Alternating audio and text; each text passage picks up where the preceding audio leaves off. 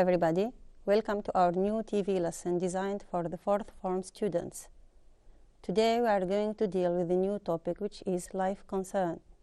So how many words make up our title today? Of course we have two words, life and concern. So the word concern collocates or combines with the word life. So this combination of words makes what we call collocation. Concern is not the only word that collocates with the word life. Life has many other collocations. Here is a list: expectancy, style, issue, story, time, and work. What we are going to do now is choose from the box below words that collocate with life to fit the definitions in the table. Here is the table. Let's read the definitions first.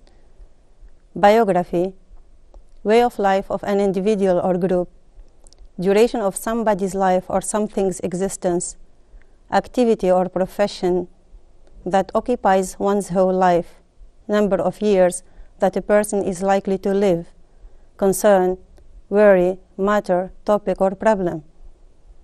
So, let's start by the first word, biography. The answer is then story or life story.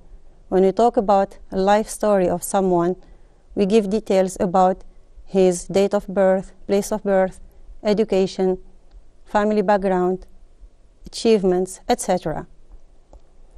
Now, the second word is lifestyle, because when we talk about way of life of an individual or group, so we talk about the style of life, which differs from one person to another. Now, the third word, duration of somebody's life or something's existence. When we talk about duration then of somebody's life, we talk about time. So the word is lifetime. Now, activity or profession that occupies one's whole life. When we talk about an activity or profession, we talk about work. So the collocation is life work. Number of years that the person is likely to live or is expected to live. So the word here is life expectancy. Concern, worry, matter, topic or problem, which is of course life issue. What we are going to do now is to use these collocations to complete the following sentences. Here are the collocations. Now, let's read the sentences together.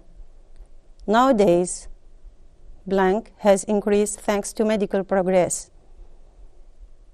So, nowadays, life expectancy has increased thanks to medical progress. Good. And here, we know that life expectancy, of course, differs from one country to another according to the health care. That's why it is related to medical progress. Now, number 2, he has quite a different from his brother. Of course, he has quite a different lifestyle from his brother. As I said earlier, lifestyles differ from one person to another according to his, if you like, taste, etc. Now, number 3, in his book, Al-Ayyam, Tahsin wrote about his, of course, life story or biography. Okay? Now, number 4, he has chosen teaching as he adores this job. Here, when we talk about teaching and job, so we have to talk about life work. Good. So he has chosen teaching as his life work, as he adores this job. Number 5, 1 in 4 people will experience mental health problem during their, of course, lifetime, since we talk about duration of time. Now, Linda's biggest is her children's education. So the answer is life concern, since education is the life concern of most of parents today. And what about you? What is your major life concern? I suppose that since you are students in the 4th form, so your major life concern this year is to succeed in the BAC exam, isn't it? Then your life concern will be orientation maybe, or work, or looking for a job, or maybe later on marrying, etc. Isn't it? Now, what we are going to do now is to read some headlines taken from different daily papers and try to classify them under the appropriate heading. And we know that when we read newspapers every day, we come across different life concerns or life issues, right? Now, this is the table. Environmental issue, health issue, or social issue. Now, let's go back to the headlines. Number 1, incentives attract 22,600 jobs. Despite showers, drought hangs on. Is life expectancy a concern? Can Russian save the endangered Siberian tiger? Reasons to quit smoking. Woman shot in her head at motel. Oil spills effects now mostly out of sight. How to burn body fat and lose weight. Now, let's start with the first title. When we read the first title, here we can focus on two opposite words or contrast between two words, which are the word showers and the word drought. When we talk about showers, then we talk about water or rain, and drought here refers to lack of rain, and the contrast here is expressed by the linker despite. So we expect the article to speak about the problem of drought, which is a natural disaster related to environment, isn't it? So the issue discussed here is environmental issue, right? Now, let's go back to the titles.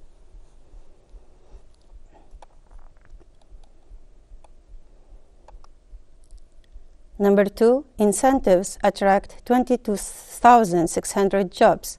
The word jobs here refer to the problem of employment, and of course this is a social issue, isn't it? Now, let's check the answer.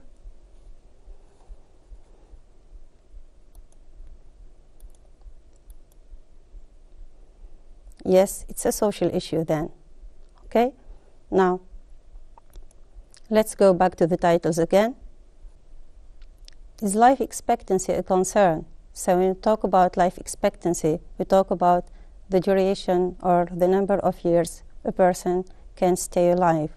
So, of course, this is related to the healthcare provided in the country. Right? Now, can Russia save the endangered Siberian tiger? When we talk about endangered tiger, we talk about endangered species or animal species that are threatened of extinction.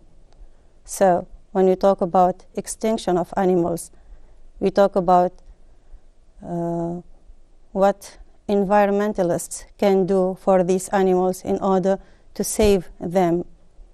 So, this has a relation, of course, with our environment. Now, the next title is about smoking. When we read the headline, Reasons to Quit Smoking, we expect the article to deal with smoking as a health problem, of course. So, this can be classified under the heading health issue, or also it can be classified under the heading of environment, since smoking can also affect our environment.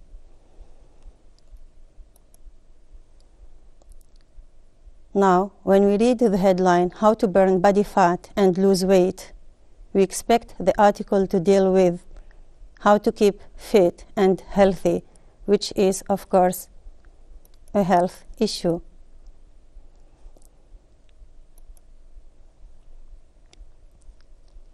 Oil spills effects now mostly out of sight.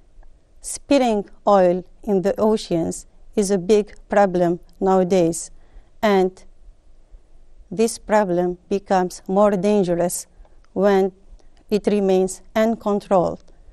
So, of course, this problem has a relation with our environment. And finally, we come to the last headline, which is woman shot in head at a motel. So when we talk about shooting, here we can refer to violence, since shooting means killing and crime, which is, of course, a social issue.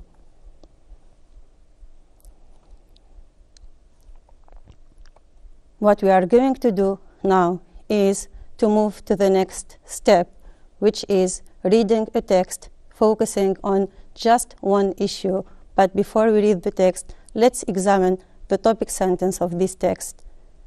Unemployment is one of the major economic problems affecting a nation. So, from the topic sentence here, we can deduce that the issue that is going to be dealt with in this text is the problem of unemployment, right? And when we focus on the word affecting a nation, we expect also that the text is going to talk about the effects and thus the causes of the problem of unemployment. And now we are going to read the text and complete the table with the causes of unemployment and the effects of unemployment. Now let's go back to the text and read it together. Unemployment is one of the major economic problems affecting a nation. The United States, one of the lively economies in the world, currently suffers from a huge unemployment crisis, with more than 1 million people in the civilian workforce without jobs. After a decade of continued and consistent growth, extending from 1990 to 2000, which saw a growing economy, there started a period of recession. Unemployment rates reached 6.1% in June 2003. Since then, the lack of skills and the extended unemployment benefit have created additional strain on the already poor economy, which in turn has resulted in higher burden for the tax-paying citizens and psychological problems among unemployed people, including mental stress and despair. Other personal effects include those associated with behavioral problems such as crime and theft. Now, if you focus on the causes of unemployment, we can start talking about them in the first paragraph, since the first paragraph just gives figures or statistics concerning the rate of unemployment in the United States of America. So, when we read from since then, we can discover the causes of unemployment, such as lack of skills, extended unemployment benefit, and poor economy, right? Then,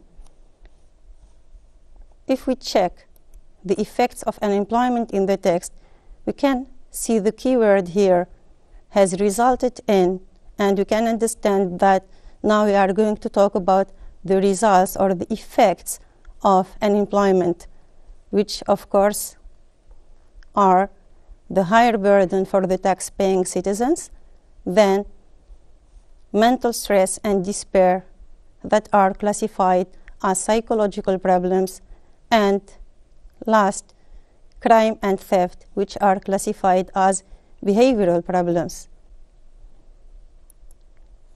And now here are the effects of unemployment then. So, if we stop for a moment and examine the causes of unemployment, we can see that when the economy of a country is weak or poor, of course, this can hinder the government to create more job opportunities for its people. And similarly, when a person lacks skills, of course, this cannot help him to find a job easily. And when we talk also about the extended unemployment benefit, which I think is a new concept in our country, because this unemployment benefit is found only in certain developed countries.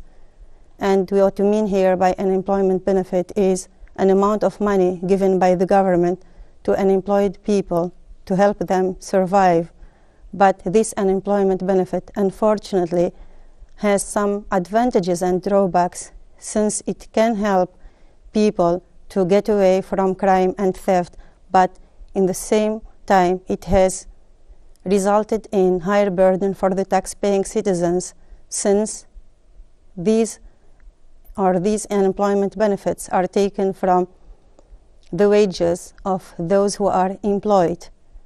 And of course, when we stay without jobs, we can resort to theft or to stealing and to crime. And also we can be attained by a state of mental stress and despair.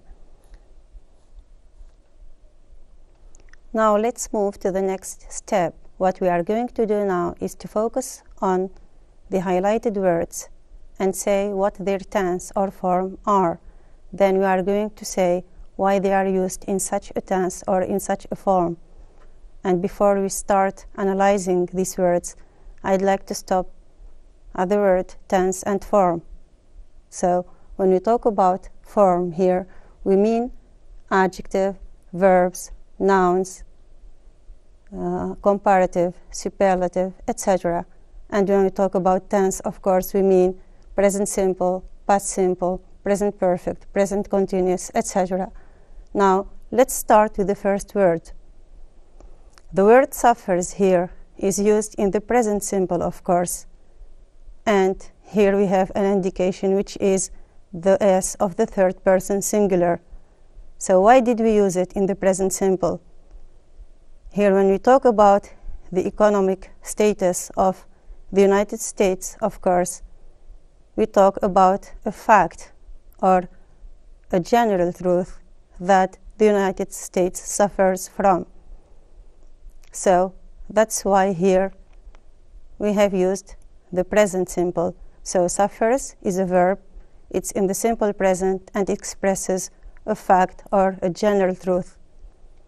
Now, the word growth here is used as a noun, and it's the noun of the verb grow.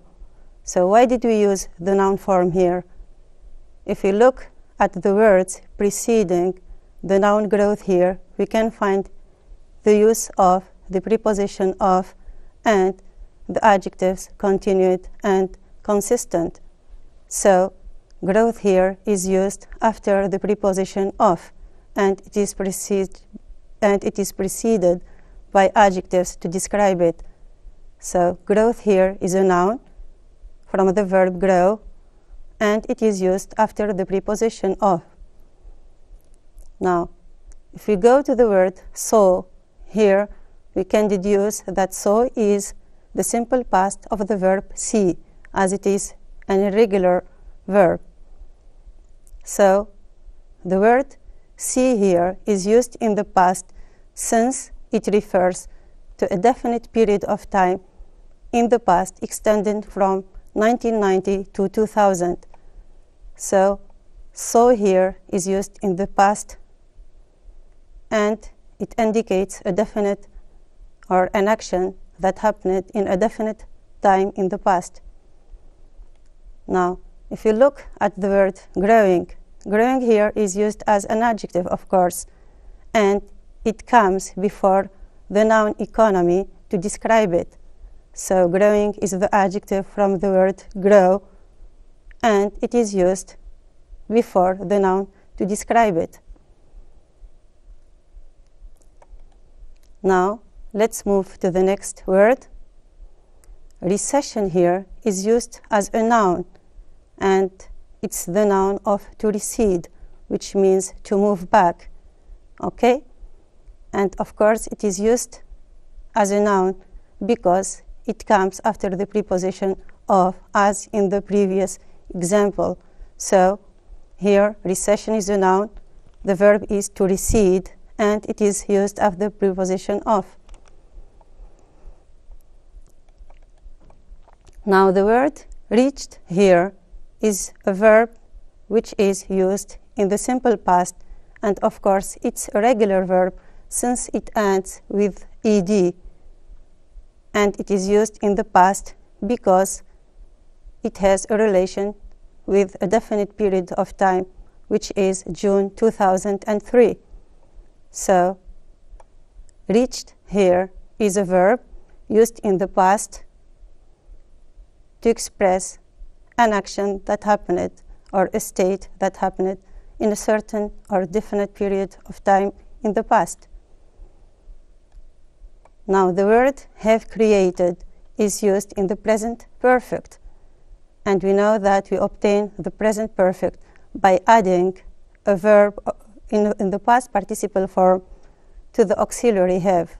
Okay, so have created here is used in the present perfect because we have the word since, and we all know that present perfect is used with since plus a point in time, which is 2003, because since then here means since 2003, and also it is used with for plus the period of time to express an action that started in the past and continues in the present. So have reached is used in the present perfect, and the time reference here is since then. Now the last word is behavioral, and when we talk about behavioral problems here, behavioral represents a description for the noun problems, right? So behavioral is the adjective from the noun behavior, and it is used before a noun to describe it. Now let's move to the next step. What we are going to do now is to read 3 short passages about 3 different people expressing their attitudes or opinions about or towards unemployment. Then we are going to match some headlines with the appropriate texts. Now, here are the headlines. First, sweet words don't ease rejection. Why not be honest? Now, second headline is, jobs, are they only for educated people? Now, the third headline is, they'd rather live on unemployment benefit. And finally, joblessness can lead to crime. Now, let's read the first opinion. This is what John 35 said. In my view, it's unfair. In theory, unemployment benefit is for those who can't get a job. In practice, though, a lot of people choose the dole in preference to a job, in particular the lower paid, because, in effect, they can take home nearly as much in benefit as they would in wages. In fact, some can claim more. In other words, people like me are paying taxes on their behalf. And the dole here means a weekly payment made by the state to unemployed people. So it's like, if you like, the unemployment benefit. So here, if we focus on some key words, such as unemployment benefit and in preference to a job, we can deduce the headline that is suitable to our article, which is, of course, they'd rather live on unemployment benefit, or they prefer to live on unemployment benefit, as it is said by John. So this is then the headline of our first text, right? Now let's move to the second text. This is what Kate 28 said.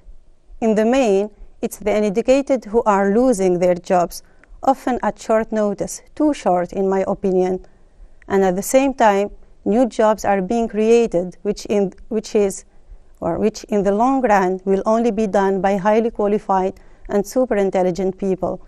In the end, only the clever will work. I'm really disappointed. Now, if we move, if you like, to the headlines and relate them to the keywords here, such as uneducated who are losing their jobs, or jobs are for people who are super intelligent and clever, we can understand that the appropriate title for our article here is jobs, are they only for educated people? Yes, that's right. Good. So this is the headline of our article. Now, let's move to the next text. This is what Terry, 38, said. What really brings home the pain of being unemployed is not the indignity of queuing for the unemployment benefit, but the sight of another rejection letter after the envelope is secretly opened on the doorstep. Nothing is so depressing as to be told that you are not worth employing and then have the message reinforced by a big number of rejection letters. But such is the employment situation that managers, in their efforts to sweeten the pill, have had to refine the art of saying no. So here we have some keywords, of course, that can help us deduce the title or the headline, which is suitable to our article, which are, of course, the rejection letters that Terry received, okay, and the art of saying no, or refining the art of saying no. So if we go back to the headlines, we can find that the nearest title here is Sweet Words Don't Ease Rejection, Why Not Be Honest? And here we can deduce that the fourth title is irrelevant, since we have no article that speaks about the problem of crime or violence, right? Now, the next step then is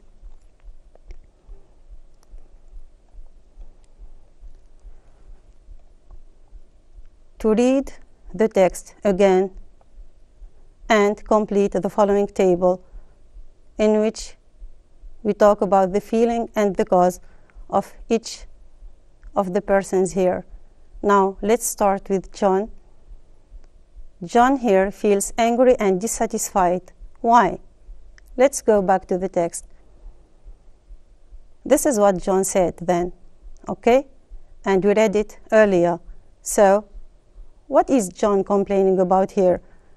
Of course, he's complaining about people who profit from the unemployment benefit and prefer to live on it rather than work, while he and the other employed people pay taxes on their behalf. So, this is the cause. A lot of people choose to live on the unemployment benefit while he pays taxes on their behalf. Now let's move to Kate. Kate complains about the fact that only educated people can get a job, while others who lack skills and qualifications cannot find a job easily. So how does Kate feel? Let's discover together. So if we look at the last sentence here, we can deduce that she feels really disappointed, right? So this is what Kate feels then. Now, if we move to Terry, we can notice that he feels degraded and humiliated and even ashamed of himself. Why then? Let's look. Terry here complains about the fact of receiving so many rejection letters, right? And he said also that he opens the envelope secretly, and this is a sign of embarrassment. So here Terry feels embarrassed to discover that he got another rejection letter, right? So what Terry then complains about is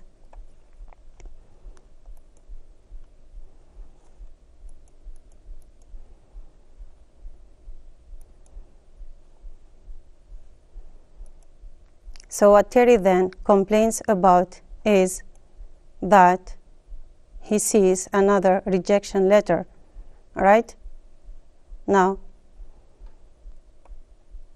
the next step is to focus on text 3 only and try to explain the underlying idiomatic expression, which is, of course, to sweeten the pill.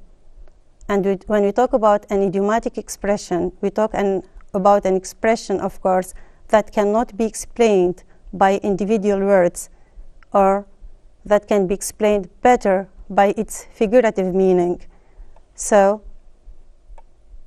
what does the word or the expression sweeten the pill means?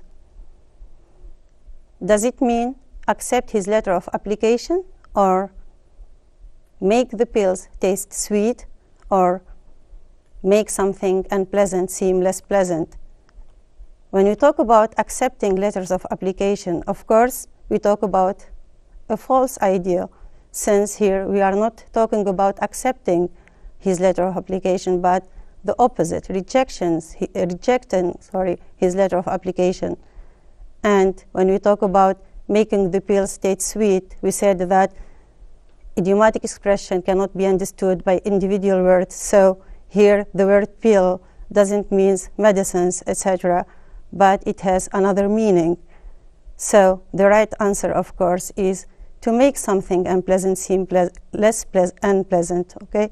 And the unpleasant thing here, of course, is the fact of receiving rejection letters, and bosses try to make it more pleasant by trying to refine the art of saying no, as it is said in the text, okay? Now, let's move to the next step. We are going to read the following extracts from some of the many rejection letters that Terry has received. Now, what do you notice about each of them? Which seems to you tactful, encouraging, or discouraging? Then write the correct answer, okay? Now, when we say tactful here, we mean by it a diplomatic answer, or an answer that doesn't hurt the feeling of the candidate, right? Now, let's read the first sentence here, or the first extract. I'm afraid I have decided not to invite you for the interview on this occasion. We notice here that the answer is a bit direct and harsh, isn't it? So I don't think that it is encouraging at all. On the contrary, it's discouraging. When we read the second sentence or the second extract, I regret that we will not be able to proceed with your application. We notice here that also the answer is a bit direct. He didn't talk about the candidate or the qualities of the candidate. So it's also discouraging. Now notice the difference. First of all, let me say how impressive your qualifications are, and the person of your position would indeed be a great asset to any company. Much to our regret, however, I have to inform you that at present we do not have a suitable vacancy. If we focus on this extract, we find that there is, at least here, a focus on the qualities of the candidate. When we say that he has impressive qualifications and he is a person of asset or great asset or use to any company, means that we are praising the candidate, isn't it? So then he gave his apology, or he expressed his regret that they couldn't accept his application. So what we notice here, that the answer is tactful and encouraging at the same time. It means that it is said in a way that it doesn't hurt the feeling of the candidate, right? Now, if we move to the fourth extract, there have been a large response, and we have heard from a number of applicants whose backgrounds more closely match our particular requirements. We notice here that the answer is not as direct as the first and the second answers, and not discouraging, but on the contrary, it is a bit tactful or diplomatic, because he tried not, if you like, to hurt the feeling of the candidate, as we said earlier. So the answer is a bit tactful here and more or less encouraging. Now, let's move to the next step, all right? What we are going to do now is to report the replies that Terry has received from different employers. This is the first sentence. I'm afraid I have decided not to invite you for the interview on this occasion. So, before we report this sentence, what do we need then? Of course, we need a reporting verb. And this is the reporting verb. The manager apologized for, so the reporting verb here is the verb to apologize. And in which tense is it used? Of course, it is used in the past. So, when we report from the direct speech to the reported speech, we have some changes. Let's find out these changes together. The manager apologized for having decided not to invite me for the interview on that occasion. So what we notice here is the use of the ing form after to apologize for. So apologize for is used with verb plus ing. Then we notice also the change of the pronoun from you to me. Then we notice the change of the demonstrative pronoun this into that. Now, let's read the second example. I regret that we will not be able to proceed with your application. So, here is the reporting verb. He regretted that, and the answer is they would not be able to proceed with my application. So, notice the changes here.